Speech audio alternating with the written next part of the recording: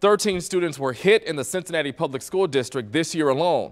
9 on your side, Ali Kramer has more on a plan to increase safety.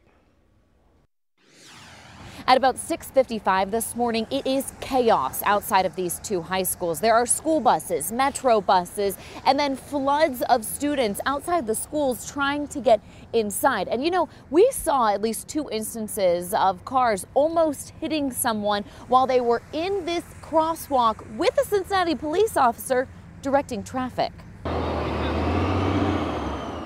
It is chaos outside 2 of the biggest high schools in the city. More than 2,300 students funneling in from all directions. Adding to the crowds this morning, advocates demanding a safer walk to school for students. There's nothing scarier than looking down the eyeballs of a car coming right at you and there's nothing you can do. John Eby says he was hit just last month trying to cross Epworth Avenue in a crosswalk.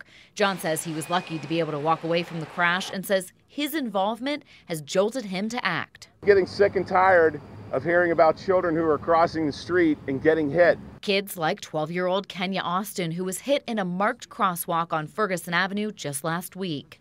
My daughter is now afraid to leave her home, and no child should be fearful of the village that is responsible for her nurture. Her mother also out advocating this morning for safer streets. Vice Mayor Chris Smitherman tweeting a motion this morning calling to immediately solve pedestrian issues outside the high schools. But from talking with Dater High School Principal Steven Sipple, it sounds like a plan is already in place. They have also authorized 3 to 4 crossing guards for this area here.